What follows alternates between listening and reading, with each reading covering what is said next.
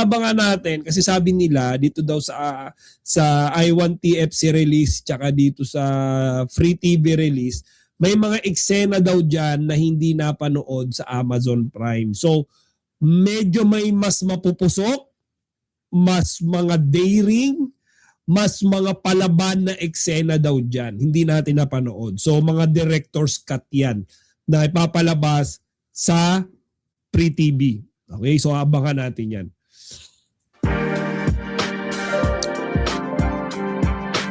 Linda Ariola, yes, pareho silang bench model and nagkasabay sila ng lakad sa runway ni Paulo before. Kini and Paulo sabay yan lumakad sa runway ng bench. Hindi pa lang sila close nun, pero nagkasabay sila ng lakad. Meron akong throwback video ng Kim Pao nun.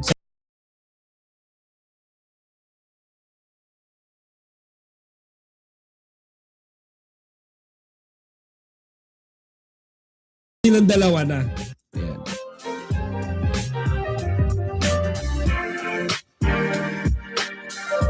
Grabe, swerte naman nung merong cellphone dito. Buwan, nabibidyoan niya si Paulo in action.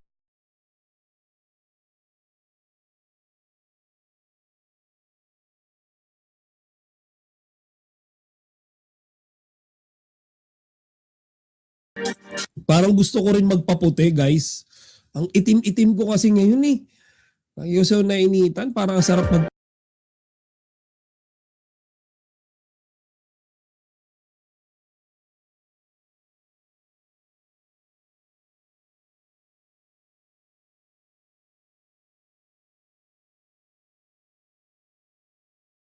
May binabasa sila. Oh. Siguro for A, ang masasabi ko is aw. Very intimate and personal kasi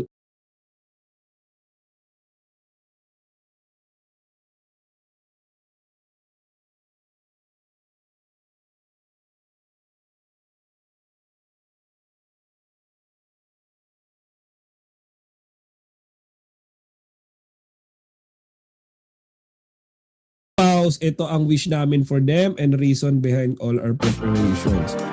Special performance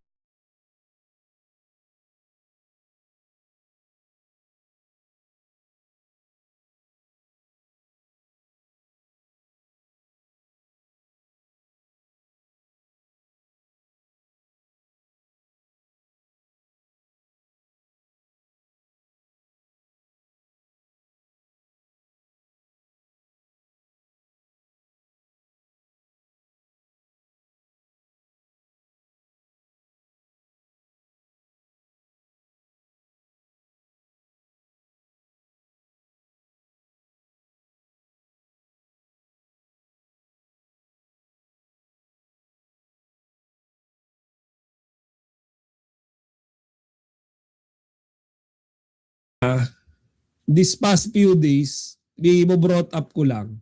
Bukod kasi syempre dito, alam naman natin syempre todo ang promotion sa BTS ng Love, sa world tour ng Love Kim Pao, and kahapon nga medyo naging mainit ang tsikahan natin dahil nga sabi ko 'di ba, hindi naging okay yung ginawang diskarte ng Viva na pagsasabay nitong shoot ng movie ng Pao din tsaka ng Love Kim Pao World Tour.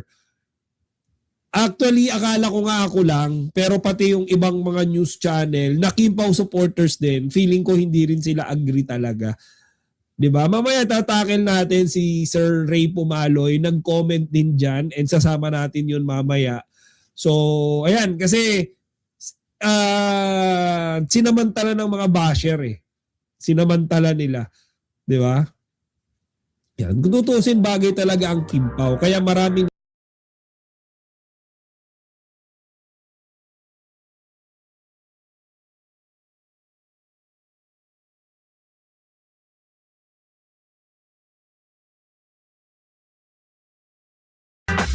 pogi, mayaman, mababait pa. So they have 4. 'Di ba? Maganda, pogi, mayaman, mabait, talented. So nandun na lahat, full blast eh. 'Di ba? Napaka-humble. Humble na humble. Tumutulong ng walang sinasabihan. Walang video-video pag tumulong.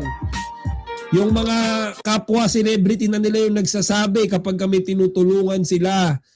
Di ba? Si mga kasamahan na nila sa work yung nagsasabi.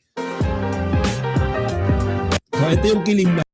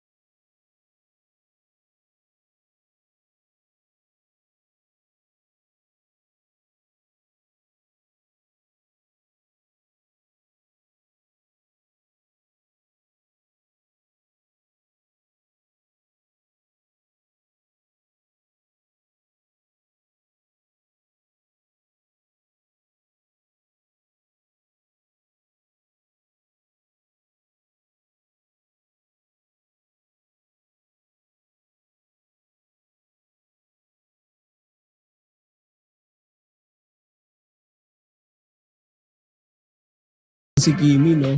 Maraming fans ng Kim Pao ang kinilig sa behind the scenes o BTS moments nina Kim Chu at Paolo Avellino, lalo na sa mga clips at kwento mula sa promosyon ng pelikula nilang My Love Will Make You Disappear. Bakit kinilig ang fans? Una, sweet na gestures ni Paolo kay Kim. Inamin ni Paolo na nagpadala siya ng flowers kay Kim noong Valentine's Day na ikinatuwa at ikinilig ng aktres. May mga pagkakataon din na binibigyan niya si Kim ng pasalubong o pagkain kahit simpleng tinapay lang na biro ni Kim ay nakakapagpakilig na sa kanya.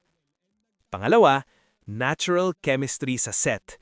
Ayon kay Paulo, minsan ay totoo na ang nararamdaman nilang kilig sa mga eksena para maging believable ang acting nila. Dahil pangatlong proyekto na nila ang magkasama, sinabi rin ng aktor na mas naging close na sila sa isa't isa. Pangatlo, matagal na palang fan si Paolo ni Kim.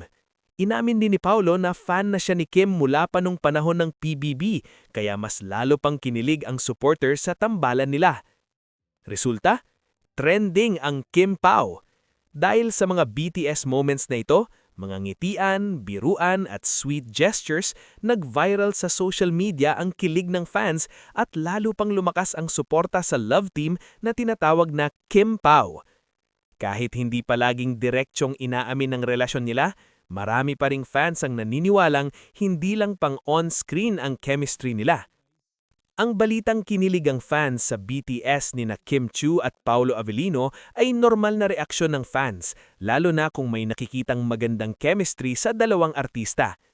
Narito ang ilang obserbasyon ko. Una, malakas talaga ang chemistry nila. Kapag natural ang biruan at interaction ng dalawang artista likod ng kamera, mas madaling maniwala ang viewer sa love team nila. Ito ang isa sa mga dahilan kung bakit mabilis mahook ang fans sa tambalan nila. Pangalawa, malaki ang epekto ng BTS sa fandom.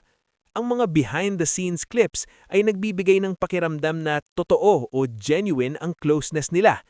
Kahit simpleng ngitian, asaran o small gestures, nagiging malaking bagay yon sa fans. Pangatlo, hindi ibig sabihin nito ay may relasyon na sila. Minsan, ang kilig ay bahagi ng promosyon ng proyekto o natural na friendship lang din. Kaya magandang i-enjoy ng fans ang tambalan pero huwag agad mag-assume na may romantic relationship sa totoong buhay. Pang-apat, positibo ito para sa career nila. Kung kinikilig at suportado ng fans ang tambalan nina Kim at Paulo, nakakatulong ito sa kanilang mga proyekto, pelikula, teleserye o endorsements. Malinaw, magandang sign ito na gumagana ang partnership nila bilang aktor at masaya lang talaga ang fans na makita ang chemistry nila. Isang magandang halimbawa kung paano gumagana ang showbiz culture at fandom sa Pilipinas. Narito ang mas mahaba at mas malalim na reaksyon tungkol dito. Isa, natural na reaksyon ng fans ang kilig. Sa industriya ng entertainment sa Pilipinas, malakas talaga ang konsepto ng love team. Kapag may dalawang artista na may natural na chemistry, kahit sa simpleng biruan o tinginan sa likod ng kamera, madalas itong kinikiligang panoorin ng fans. Sa kaso ni Kim at Paulo, matagal nang kilala si Kim bilang isang artista na madaling ka-vibe at masayahin, habang si Paulo naman ay may mas tahimik at mysterious na aura. Ang contrast ng personalities nila ay nakakadagdag sa appeal ng tambalan. Kapag pinagsama ang dalawang ganitong energy, nagiging interesting at nakakatuwang panoorin ang interactions nila. Pangalawa, malaking papel ng BTS at social media. Noong mga nakaraang dekada, ang nakikita lang ng fans ay kung ano ang ipinapalabas sa TV o pelikula. Pero ngayon, dahil sa social media at BTS clips, mas nakikita ng fans ang human side ng mga artista. Kapag may video ng kulitan, tawanan o simpleng pagiging sweet ng dalawang artista sa set, nagiging relatable at authentic ang dating nila sa fans. Kaya kahit maliit na gesture tulad ng pag-aalok ng pagkain, pag-aasaran o pag-aalaga sa isa't isa, nagiging malaking usapan online. Pangatlo, ang kilig ng fans ay bahagi rin ng entertainment. Hindi lang ang mismong proyekto ang nagbibigay saya sa fans, pati ang journey ng love team ay nagiging entertainment na rin. Maraming fans ang nasisiyahan sa pag-follow sa development ng relasyon ng dalawang artista kahit friendship man o purely professional. Ito ang dahilan kung bakit ang tambalang Kim Pao ay nagiging trending, hindi lang dahil sa acting nila, kundi dahil sa storya na nabubuo likod ng kamera. Importante pa ring ihiwalay ang realidad at showbiz. Bagamat nakakatuwa at nakakakilig ang mga BTS moments, mahalaga ring tandaan na ang mga artista ay profesional na gumagawa ng trabaho. Ang chemistry nila ay maaaring resulta ng pagiging komportable sa isa't isa bilang co-workers o magkakaibigan. Hindi naman kailangang maging totoong couple ang dalawang artista para maging effective ang tambalan nila sa screen. Maraming love team sa showbiz history na naging matagumpay kahit hindi romantically involved sa totoong buhay. Pang-apat, positibong epekto sa kanilang career. Kung tutuusin, ang ganitong balita ay nakakatulong sa career ni Kim at Paulo. Kapag pinag-uusapan sila online at kinikilig ang fans sa kanilang tambalan, mas nagkakaroon ng interes ang publiko sa kanilang mga proyekto, pelikula, teleserye o endorsements. Malinaw, magandang sign nito na gumagana ang partnership nila bilang aktor at masaya lang talaga ang fans na makita ang chemistry nila. Isang magandang halimbawa kung paano gumagana ang showbiz culture at fandom sa Pilipinas. Narito ang mas mahaba at mas malalim na reaksyon tungkol dito. Isa, natural na reaksyon ng fans ang kilig. Sa industriya ng entertainment sa Pilipinas, malakas talaga ang konsepto ng love team. Kapag may dalawang artista na may natural na chemistry, kahit sa simpleng biruan o tinginan sa likod ng kamera, madalas itong kinikiligang panoorin ng fans. Sa kaso ni Kim at Paulo, matagal nang kilala si Kim bilang isang artista na madaling ka-vibe at masayahin, habang si Paulo naman ay may mas tahimik at mysterious na aura. Ang contrast ng personalities nila ay nakakadagdag sa appeal ng tambalan. Kapag pinagsama ang dalawang ganitong energy, nagiging interesting at nakakatuwang panoorin ang interactions nila. Pangalawa, malaking papel ng BTS at social media. Noong mga nakaraang dekada, ang nakikita lang ng fans ay kung ano ang ipinapalabas sa TV o pelikula. Pero ngayon, dahil sa social media at BTS clips, mas nakikita ng fans ang human side ng mga artista. Kapag may video ng kulitan, tawanan o simpleng pagiging sweet ng dalawang artista sa set, nagiging relatable at authentic ang dating nila sa fans. Kaya kahit maliit na gesture tulad ng pag-aalok ng pagkain, pag-aasaran o small gestures, nagiging malaking usapan online. Pangatlo, ang kilig ng fans ay bahagi rin ng entertainment. Hindi lang ang mismong proyekto ang nagbibigay saya sa fans, pati ang journey ng love team ay nagiging entertainment na rin. Maraming fans ang nasisiyahan sa pag-follow sa development ng relasyon ng dalawang artista kahit friendship man o purely professional. Ito ang dahilan kung bakit ang tambalang Kim Pao ay nagiging trending, hindi lang dahil sa acting nila, kundi dahil sa storya na nabubuo likod ng kamera. Importante pa ring ihiwalay ang realidad at showbiz. Bagamat nakakatuwa at nakakakilig ang mga BTS moments, mahalaga ring tandaan na ang mga artista ay profesional na gumagawa ng trabaho. Ang chemistry nila ay maaaring resulta ng pagiging komportable sa isa't isa bilang co-workers o magkakaibigan. Hindi naman kailangang maging totoong couple ang dalawang artista para maging effective ang tambalan nila sa screen. Maraming love team sa showbiz history na naging matagumpay kahit hindi romantically involved sa totoong buhay. Pang-apat, positibong epekto sa kanilang career. Kung tutuusin, ang ganitong balita ay nakakatulong sa career ni Kim at Paulo. Kapag pinag-uusapan sila online at kinikilig ang fans sa kanilang tambalan, mas nagkakaroon ng interes ang publiko sa kanilang mga proyekto, pelikula, teleserye o endorsements. Malinaw, magandang sign ito na gumagana ang partnership nila bilang aktor at masaya lang talaga ang fans na makita ang chemistry nila. Isang magandang halimbawa kung paano gumagana ang showbiz culture at fandom sa Pilipinas. Narito ang mas mahaba at mas malalim na reaksyon tungkol dito. Isa, natural na reaksyon ng fans ang kilig. Sa industriya ng entertainment sa Pilipinas, malakas talaga ang konsepto ng love team.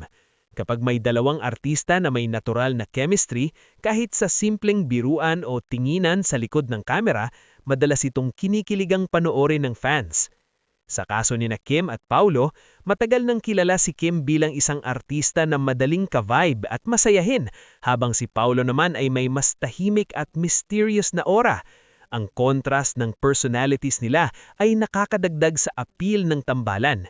Kapag pinagsama ang dalawang ganitong energy, nagiging interesting at nakakatuwang panoorin ang interactions nila.